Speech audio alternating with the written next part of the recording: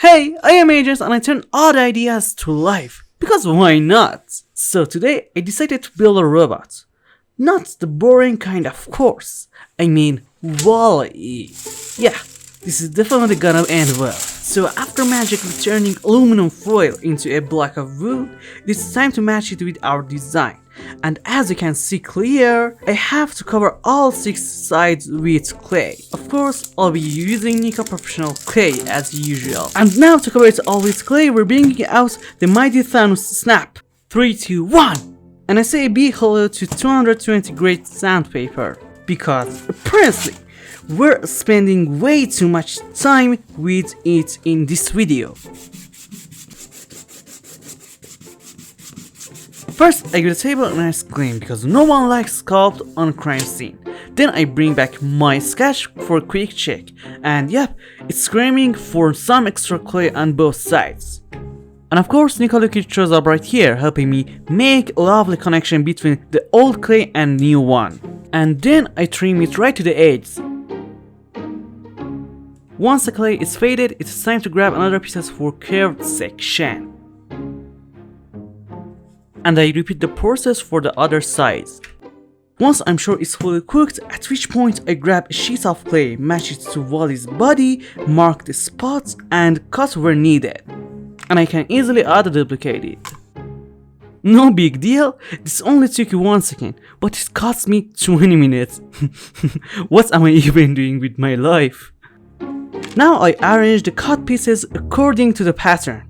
And I fix each one to the main body with super glue, so that I'm happy with it. Next, I grab another 5mm sheet of clay for the top of the body. I carefully position it on the body, making sure it covers the area completely and matches the edges perfectly. As you can see, it's also necessary to trim the upper parts of the body. This trimming is done very carefully to create enough empty space for the head and its moving axles. After all of this, I bring a 2mm sheet of clay and try to add the necessary details for the top layer. When it's baked, the only thing left to do is to place them on top of each other in order. Now it's time to make the front panel of Wall-E's body, a task that requires full precision. After adding the final details, I say a big hello to final piece with super glue. I know, Luna, it's gonna be amazing. After gluing again, I smooth the edge with clay.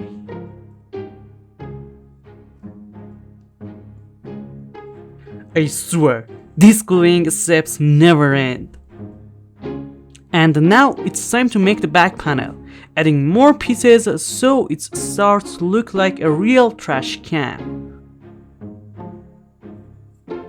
And here's the last piece for our robot's body. After placing it in the right spot, it's time to make the arms, neck and eyes that I made off camera. And now I just have to assemble them all with movie magic. After a quick test, I move on the details of the eyes. Just like before, I cut the sheets according to the pattern and stick them onto the body.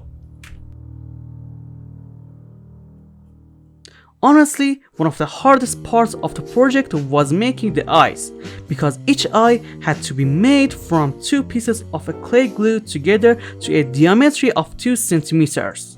From separating the clay from the template to cutting it evenly, each step was its own separated challenge.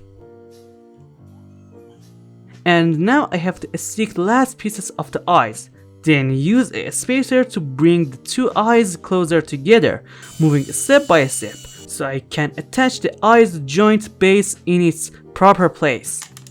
And finally, place it onto Wall-E's neck axle.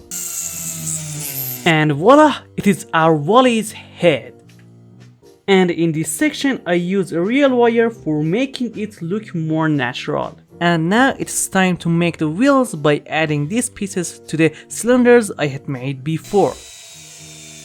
After that, I need to drill the base so I can use a rotor to hold the main wheels in place, just like you see here. Then I cover the road all around with clay, first by fingers and then I start shaping it with tools until it's completely smooth.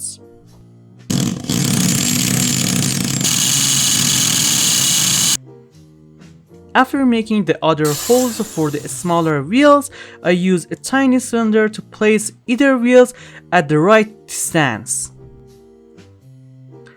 If I'm being honest, I really have no idea what I am doing here right now, and I'm just trying to get it as close as possible. For the wheel chains, I need to use a 2mm sheet of clay, 30cm long and 2.5cm wide. I cover it with cornstarch so it doesn't stick at all. And for the texture on it, I can safely use a stamp I previously made it from clay. After they're baked, it's time to place them carefully onto the wheels. And as always, I'm gonna use super glue for this. And after all that, I have to attach the arms to the body and place the hands that I made them off camera. And the only thing left is making a nice base for my sculpture. For this, I have to borrow a bowl and a spoon from my mom's kitchen. Put texture clay into the bowl and then add sawdust, dirt and a small stone in order. I just hope my mom doesn't kill me. After placing the texture clay on the MDF, I sprinkle small rocks and sand on top to make it look more natural, and then I fix them in place with PVA glue. Since we're already talking about making things look more natural, I grab a pipette, cut it and place it over a marker. After some wiring, the only thing left is lamp housing, which I make using a piece of niqab metallic clay. After some trimming, I realized the first piece is too small, so I bring in its big brother and glue it around the lamp. And finally, we have reached the most exciting part, painting. First, using an airbrush, I cover the entire model with a gray primer. Then I apply metallic paints to the all metal parts, like the street light, the arms, the chains and Wally's wheels, as well as his eyes, which require extra precision. After finishing all that, it's time for the yellow, but as soon as I start brushing, I realize that before applying yellow, I should have painted a white base layer. And I take my brush and paint it with white, and now I can say we can paint it with yellow.